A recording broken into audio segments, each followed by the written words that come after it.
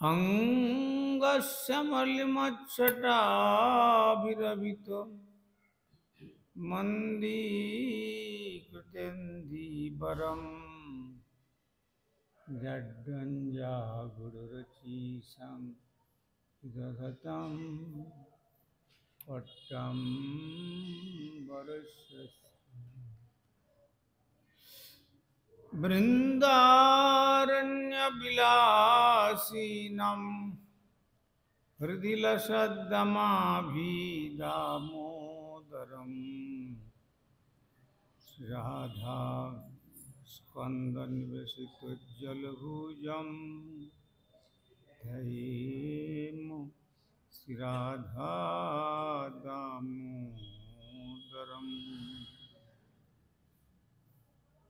ॐ नमः भगवते वासुदेवाय।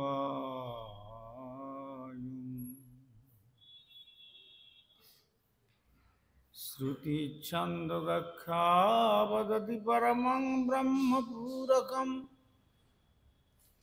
श्रुतिर्वैकुण्ठखं वदति किल यद्विष्णु सदनम् शीतद्दीपञ्चन् विरलरसिकोऽयं व्रजवनं श्रीनवद्वीपं वन्दे परमसुखदं तं श्रीदुहितम्। श्रीमायापुरं वन्दे परमसुखदं तं श्रीदुहितम्। देवी सुरेश्वरी भगवती गंगे त्रिभुवनतारिणी तरलतरंगी शंकरमौलिनिवासिनी विमले मम मतिरस्तहं तव पदकमले। विहीनयपराधलक्ष्यै क्षिप्तस्य कामादितरङ्गमध्ये कृपामयि त्वं शरणं प्रपन्ना। वृन्दे नमस्ते श्रीचरणारविन्दम्।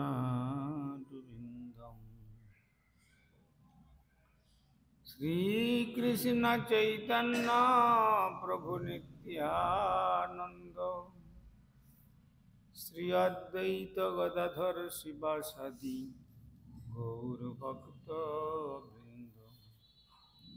हरे कृष्ण कृष्ण कृष्ण हरे हरे, हरे राम राम राम हरे।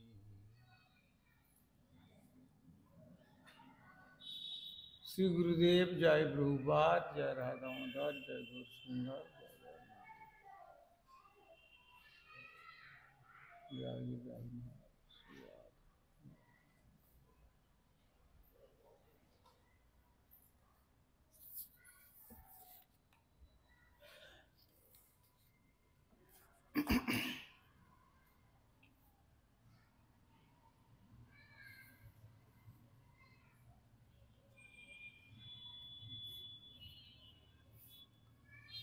আমরা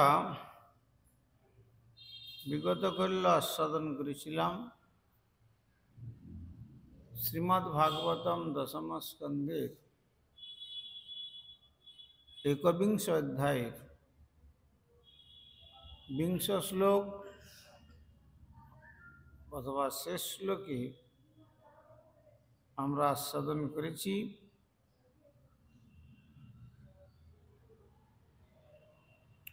एवं विधा भगवतो जा वृंदावनचारिण वर्णयन्तो मिथो गोप्य क्रीडास्तन्मयतां योजु।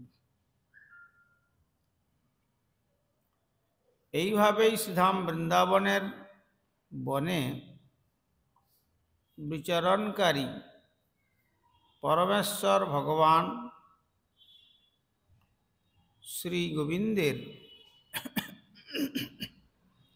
ক্রীড়াময় লীলাসমূহ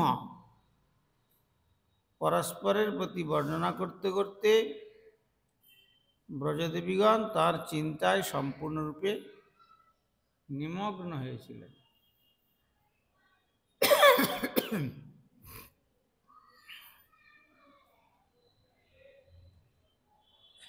সেই ব্রজদেবীগণ একত্রে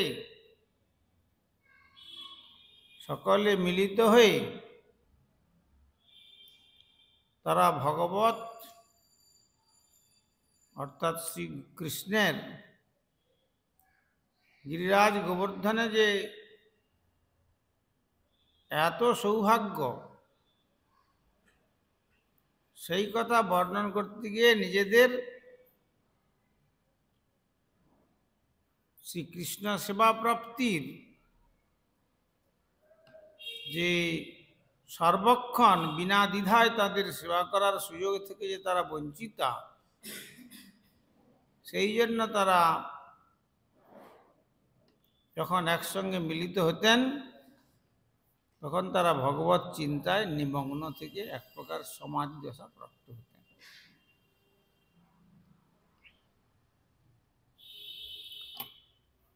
অর্থাৎ যে কোনো অবস্থাতেই হোক সর্বক্ষণ শ্রীকৃষ্ণের চিন্তাতেই মগ্ন থাকতে হবে। যেন তেন প্রকারেণ মনঃকৃষ্ণ নিবেশয়েৎ, সর্বক্ষণ কৃষ্ণের চিন্তাতেই মগ্ন, মনটাকে যেভাবেই হোক ভগবানের পাদ পদ্ম চিন্তাতেই সর্বক্ষণ তাকে সেই চিন্তায় নিদিধ্যাসন, মানে অন্য কোনো চিন্তা যাতে তার চিত্তের মধ্যে আর স্থান না পায়।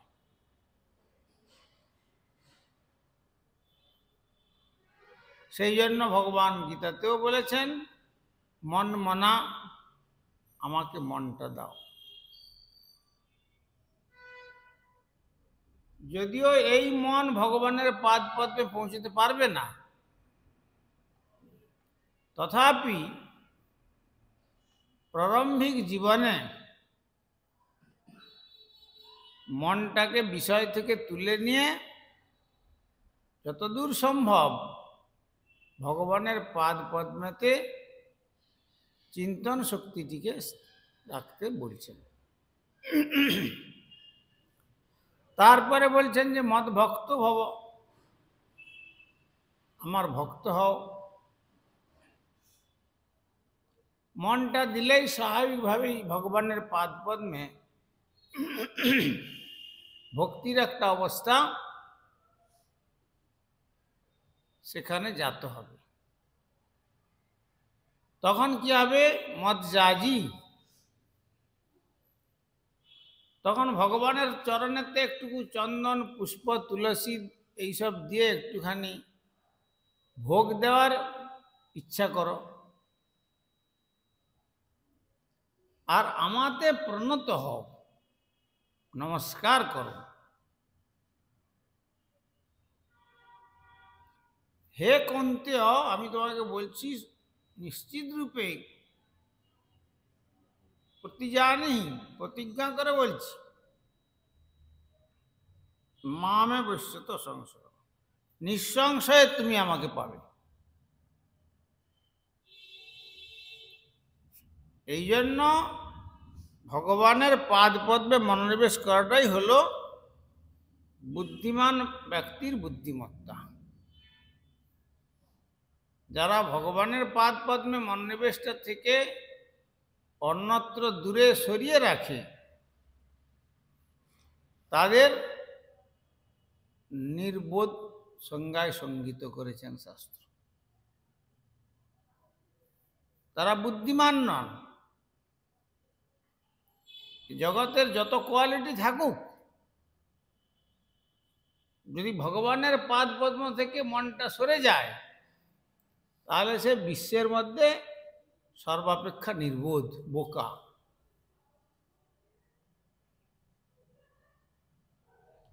সেই জন্য এখানে এই কৃষ্ণ চেতনার একটি উজ্জ্বল দৃষ্টান্ত ব্রজদেবীগণের আচরণের মধ্যে জ্বলন্ত নিদর্শন দেখতে পাওয়া যায়। এই জন্য ব্রজদেবীগণ যেমন শ্রীকৃষ্ণ চরণে মনটাকে সংলগ্ন করেছিলেন, তাদের বুদ্ধিকেও সেইভাবে পরিচালনা করছেন যাতে কৃষ্ণ সেবা করতে পারেন। আর যাতে ভগবানের তারা শ্রী গোবিন্দের সঙ্গে মিলিত হতেন, আবার গৃহে গোবিন্দের গিয়ে পুজোও করতেন। কোনো প্রকারে যেন মনটা কৃষ্ণ ছাড়া অন্যত্র চলে না যায়।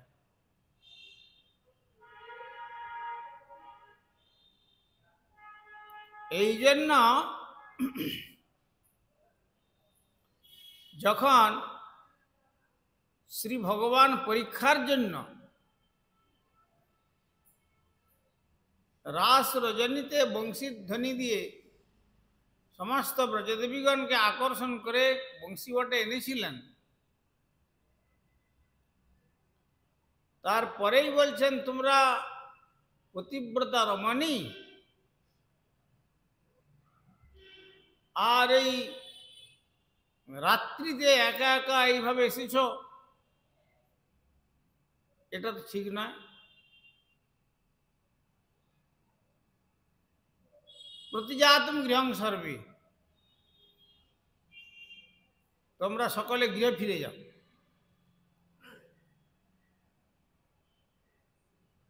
তখন ব্রজদেবীগণ বলছেন যে কৃষ্ণ, আমরা তো গৃহে ফিরে যাওয়ার জন্য আসি নাই তোমার চরণে,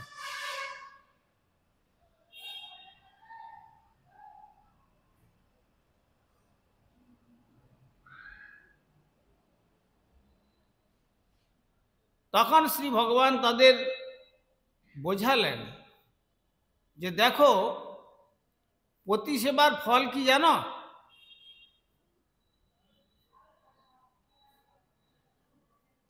তারা বলছেন আমরা তো জানি না, আমরা কেবল তোমাকেই জানি, তুমি আমাদের পতি, তুমি আমাদের প্রিয়, তুমি আমাদের বান্ধব, তুমি আমাদের সখা, তুমি আমাদের বন্ধু, তুমি আমাদের আত্মীয়, তুমি আমাদের স্বজন, তুমি আমাদের সব। তোমাকে ছাড়া আমরা আর কিছু জানি না। তখন শ্রীকৃষ্ণ সেখানে একটা আখ্যায়িকা শুনিয়েছেন যে দেখো, পতি সেবার ফলটা কিরকম তোমরা ভালো করে শোনো। এক ব্রাহ্মণ এবং ব্রাহ্মণী প্রত্যহ, যাকে বলা হয় সাগ্নিক বিপ্র। সাগ্নিক বিপ্র কাকে বলে? যারা বিষ্ণুর উদ্দেশ্যে সকালবেলা যজ্ঞ না করে জলগ্রহণ করেন প্রত্যহ। আগে বিষ্ণু মন্ত্রের যজ্ঞ করবেন, তারপরে জলগ্রহণ করবেন। তো এক ব্রাহ্মণ দম্পতি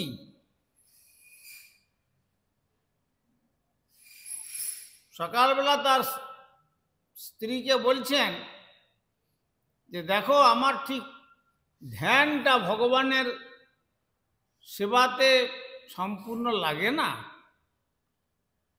চোখ তো বড় পাগল,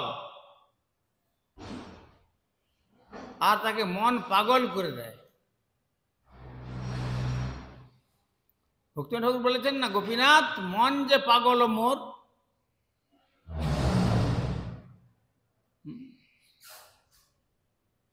গোপীনাথ মন যে পাগল মোর, না মানে শাসন সদা অচেতন, বিষয়ে রয়েছে ঘোর।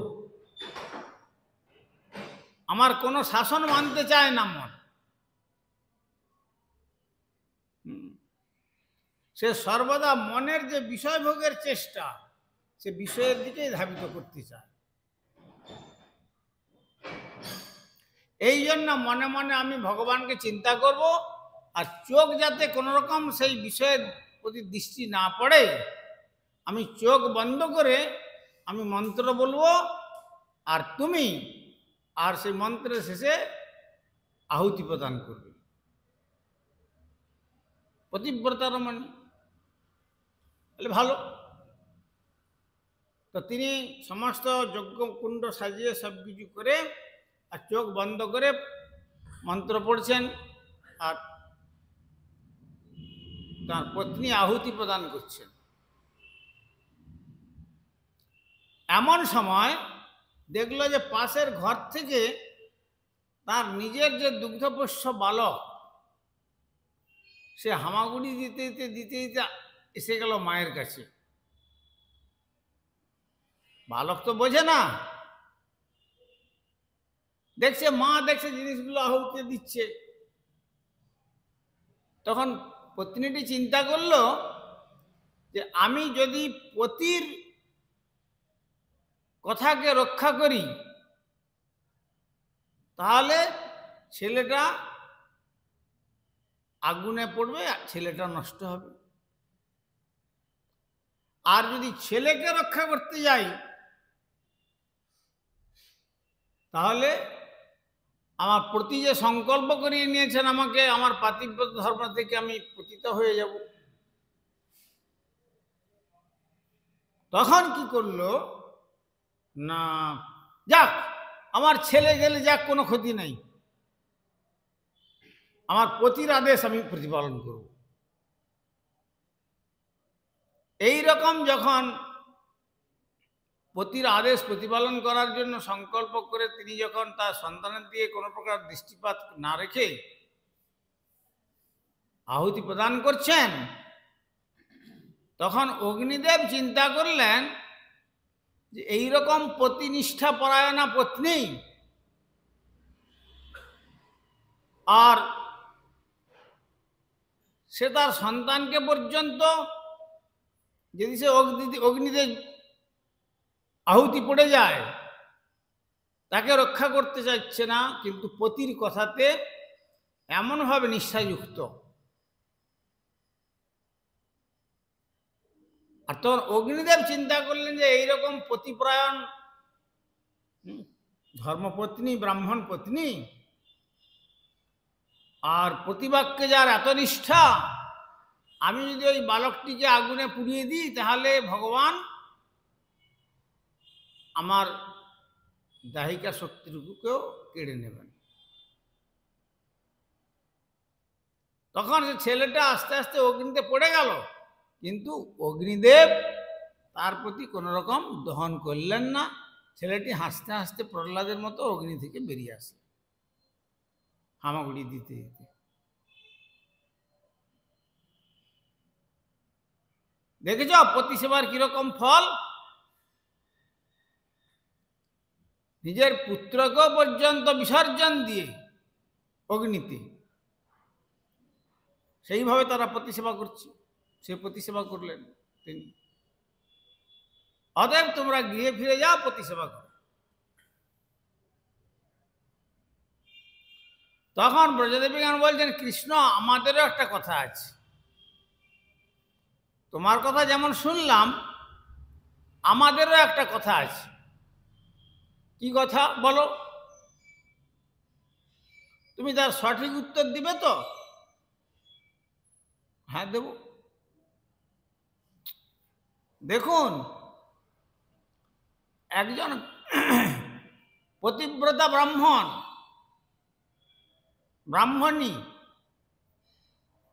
ব্রাহ্মণী ও পতি সেবা ছাড়া কিছু জানে না। পতিও তার পত্নীর সেবাতে সন্তুষ্ট। তো একবার ব্রাহ্মণ চিন্তা করলেন যে তীর্থ দর্শনে যাব। কিন্তু পত্নীকে বললেন যে দেখো, তোমাকে আমি সঙ্গে নিয়ে যেতে পারবো না, কেননা তীর্থে গেলে অনেক বাধা বিপত্তি হয়। রামচন্দ্র সীতা দেবীকে বনে যদি না নিয়ে যেতেন তাহলে এত বিপদে পড়তেন না। বলছেন, বুঝাচ্ছেন। আর এই দুর্যোধন যদি দ্রৌপদীর কেশাকর্ষণ করে দুঃশাসনকে দিয়ে এইভাবে সভা মধ্যে অপমানিত না করতেন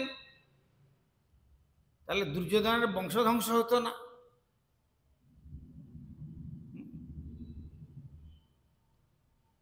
এই জন্য কখন কি পথিমধ্যে আর পথে নারী বিবর্জিতা, যে কোনো সময় পথে বেরোলে নারীর বিপদ ঘটতে পারে। অতএব আমি তীর্থ দর্শনে যাচ্ছি আর তোমাকে সঙ্গে নেব না, আমি একাই যাব। তখন পত্নী বলছে দেখো, আমি যে তোমার সেবা ছাড়া ক্ষণকালও অন্য চিন্তা হৃদয় করতে পারি না, তোমাকে ছাড়া আমি বাঁচবো কি করে?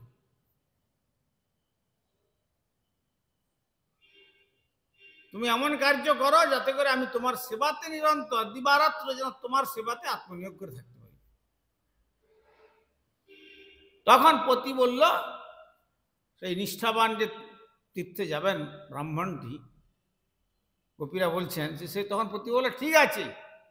তার নিজের মতো করে একটা অবয়ব মাটি দিয়ে তৈরি করলেন। তৈরি করবার পর একবারে চোখ মুখ যেন অবিকল পতির মতো করে একটা আসনে বসিয়ে দিয়ে বলছেন দেখো, আমি যতদিন পর্যন্ত আমি তো চলে যাচ্ছি, আমি আমার অবয়ব এখানে রেখে যাচ্ছি, তুমি একে পতি জেনে সেবা করবে। তার দ্বারা আমি বলছি তোমার পতিব্রত ধর্ম কোন রকম নষ্ট হবে না।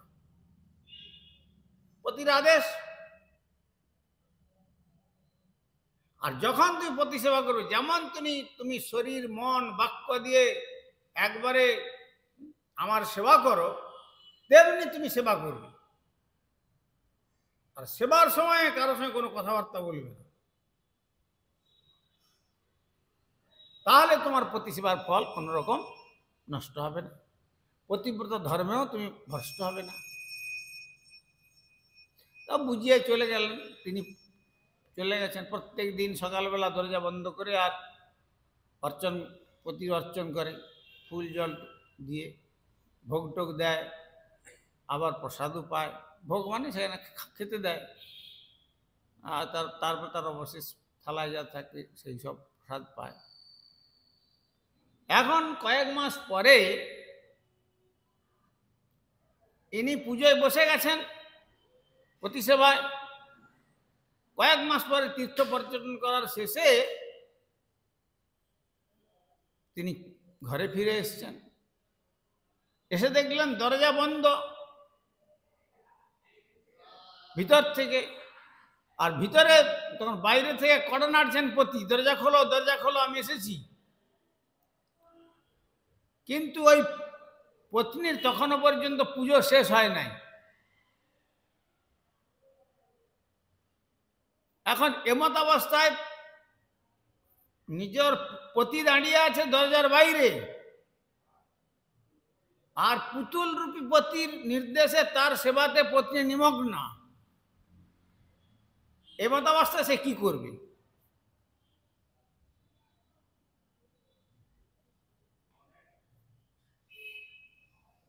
বলো কৃষ্ণ, তুমি উত্তর দাও, কি করবে?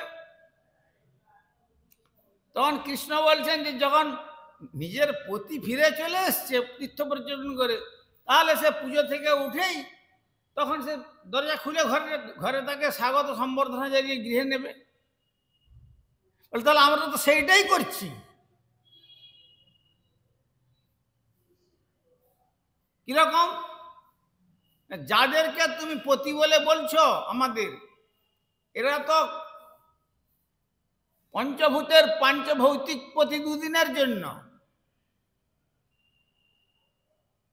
অর্থাৎ এরপরে মৃত্যু হলে তারপরে চলে যাবে, আর কে কার সঙ্গে সম্পর্ক থাকবে না। আর তুমি তো পতিনাং তৎপতিনাং চ সর্বেষাং পতিনাং পতি, পতিগণেরও পতি, তাদের রক্ষক, তাদের পতিগণের রক্ষক, তাদের পতিগণের, এইভাবে সর্বেষাং পতিনাং পতি, অনন্ত বিশ্বব্রহ্মাণ্ডের সকলের তুমি রক্ষক। পতি মানে পদ্ধর্ম, পালনার্থ ব্যবহার হয়, সকলের পালক, সকলের রক্ষক। তো সেই জন্য তো এই মাটির পুতুল স্বরূপ পাঞ্চভৌতিক পতিকে পরিত্যাগ করে তোমার শ্রীচরণে আমরা এসেছি সেবা গ্রহণ করবার জন্য। তখন কৃষ্ণ বললেন, তোমাদের যুক্তিতে আমি হেরে গেলাম।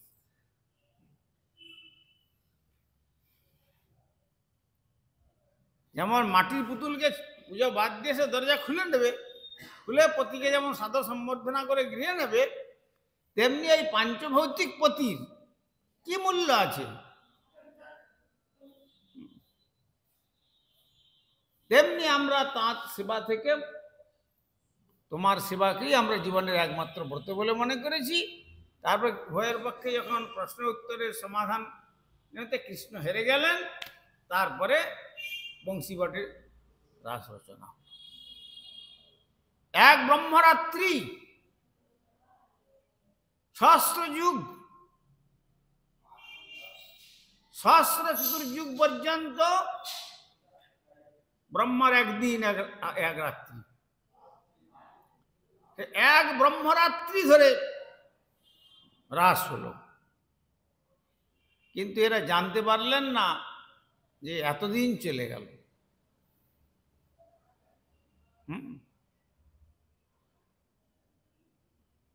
সুতরাং সেই জন্য এখানে বলছেন যে কোনো ভাবেই হোক সর্বক্ষণ শ্রীকৃষ্ণের চিন্তাতেই মগ্ন হয়ে থাকতে হবে। এই জন্য বলেছেন না, তমেব মাতা চ পিতা তমেব, তমেব বন্ধুশ্চ সখা তমেব, তমেব বিদ্যাং দ্রবিণং তমেব, তমেব সর্বং মম দেব দেব।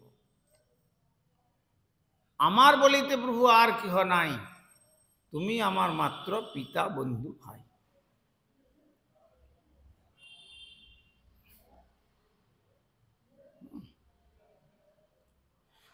এইটি হচ্ছে কৃষ্ণ চেতনার একটি বিশেষ উজ্জ্বল দৃষ্টান্ত স্বরূপ।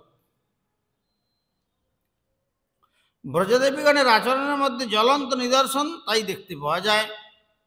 তাই শ্রী চৈতন্য মহাপ্রভু ঘোষণা করেছেন যে ব্রজদেবীগণ যেভাবে শ্রীকৃষ্ণের আরাধনা করেছিলেন তাই হচ্ছে সর্বশ্রেষ্ঠ আরাধনা। আরাধ্য ভগবান ব্রজে সত্যনয় স্তদ্ধাম বৃন্দাবনম রম্যা কাচিদ উপাসনা ব্রজবধূ বর্গেন যা কল্পিতা। শ্রীমদ্ ভাগবতং প্রমাণমলম প্রেমা পুমর্থ মহান শ্রীচৈতন্য মহাপ্রভুর মতমিদম তত্রাদর নপর।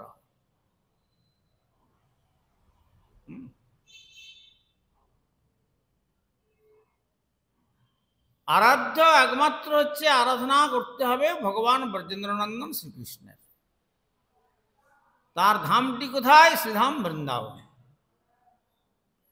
কিভাবে আরাধনা করতে হবে? ব্রজদেবীগণ যেমন সর্বান্তঃকরণে কৃষ্ণগত প্রাণা হয়ে শরীর মন বাক্য সমস্ত কিছু কৃষ্ণ সেবায় নিয়োজিত করেছিলেন, কৃষ্ণ ছাড়া আর কিছু জানতেন না,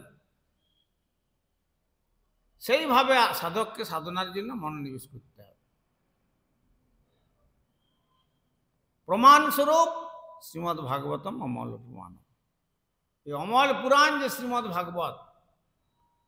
ভাগবতে সেটি প্রমাণ করছেন। প্রেমাপমর্থ মহান, পঞ্চম পুরুষার্থ শ্রীকৃষ্ণ প্রেম ভক্তি, সেইটি হচ্ছে জীবের একমাত্র কাম্য। শ্রী চৈতন্য মহাপ্রভুর মতমিদম, এইটি হলো মহাপ্রভুর মত, অন্য কোনো মতে শুদ্ধ বৈষ্ণবগণের কোনো সমাদর থাকবে না। সেই রকম নিষ্ঠা হইতে উপজয় প্রেমের তরঙ্গ। সেই রকম নিষ্ঠাতে সাধক সমাজ পঞ্চম পুরুষার্থ লাভ করতে পারে। আর সেই কৃষ্ণ ভক্তির জন্মের মূলটাই হচ্ছে সাধুসঙ্গ। অসাধু সঙ্গেতে ভাই কৃষ্ণ নাম নাহি হয়, নামাক্ষর বাহিরায় বটে নাম কহু নয়। অসাধু সঙ্গেতে কখনো কৃষ্ণ নাম হবে না। যদি ভজন করবে ভাই সাধু সঙ্গ করো, লাভ পূজা প্রতিষ্ঠাসা কুটিনাটি সব দূরে পরিহার, এগুলোকে দূরে পরিহার করে প্রকৃত মহতের সান্নিধ্যে গিয়ে ভগবানের পাদ পদ্ম ভজন করলেই আমাদের এই দুর্লভ মনুষ্য জন্মটা সার্থক হয়। তাই ব্রজদেবীগণ যেভাবে কৃষ্ণের আরাধনা করেছিলেন, তাদের সেইটাই হচ্ছে সর্বশ্রেষ্ঠ আরাধনা। ব্রজদেবীগণ অতি উচ্চ ব্রাহ্মণ কুলে বা ক্ষত্রিয় কুলে জন্মগ্রহণ করেননি, তারা বৈশ্যকুলে জন্মগ্রহণ করেছিলেন, তাও আবার বড় বণিক সম্প্রদায় নয়, সাধারণ গোপ পরিবারে। তারা উচ্চশিক্ষিতা ছিলেন না, তো বৈদিক তত্ত্বজ্ঞানে পারদর্শী ব্রাহ্মণদের কাছ থেকে তারা সব রকমের জ্ঞান শ্রবণ করেছিলেন। আর ব্রজদেবীগণের একমাত্র উদ্দেশ্য ছিল শ্রীকৃষ্ণ চিন্তায় সর্বক্ষণ নিমগ্ন থাকা।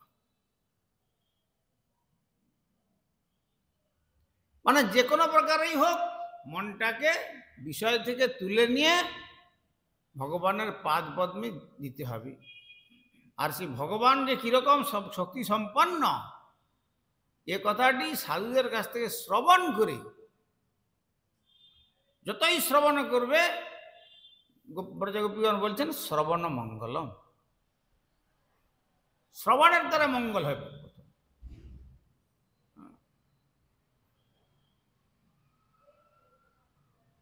অতএব আমাদের এই পরম মঙ্গল লাভ করতে গেলে মহৎ সংসর্গে থেকে ভগবানের কথা শ্রবণ করে জীবনকে সেইভাবে উৎসর্গ করাটা হচ্ছে বুদ্ধিমানের বুদ্ধিমত্তা।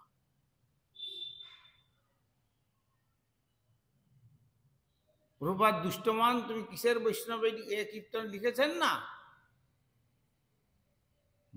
প্রতিষ্ঠার তরে নির্জনের ঘরে তব হরিনাম কেবল কৈতব।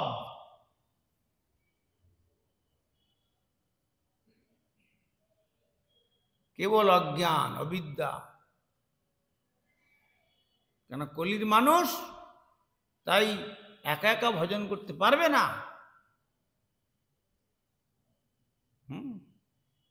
সেখানে নানা রকম বাধা বিপত্তি সে উপস্থিত হবে।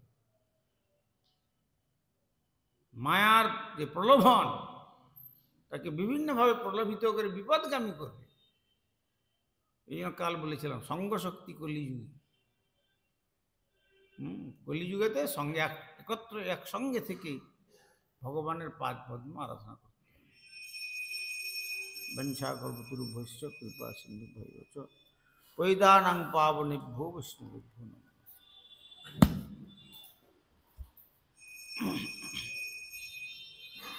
হরিহরে নম কৃষ্ণ যাদবায় নম হরি যাদবায় মাধবায় কেশবায় নম।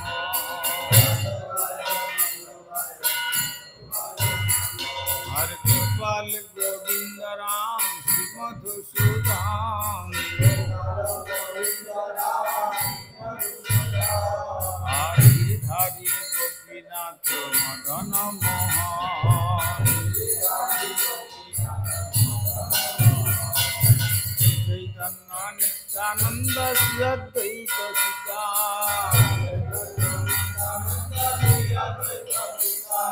আর হরি গুরু বৈষ্ণব ভাগবত গীতা। হরি গুরু বৈষ্ণব রূপ সনাতন ভক্ত রঘুনাথ।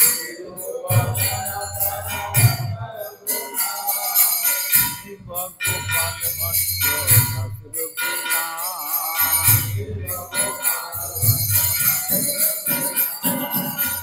জয় গোসাই হরি চরণ বন্দন।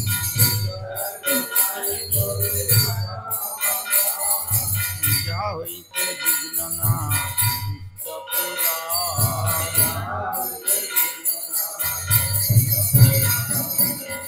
জয় গোসাই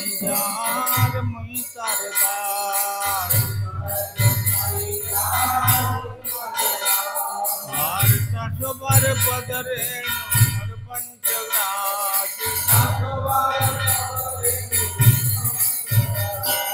ताদের चरण देवी भक्त सने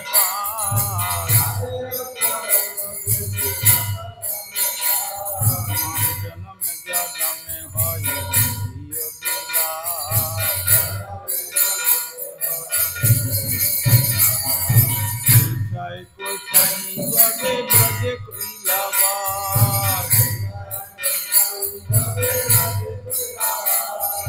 राधा कृष्ण नित्य लीला करिला प्रकाश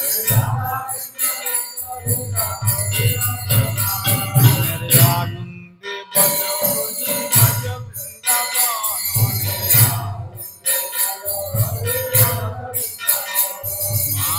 गुरु वैष्णव पदे मजाइया मान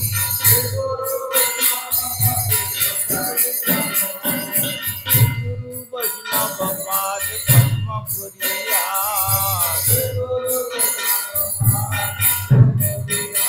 नाम संकीर्तन कही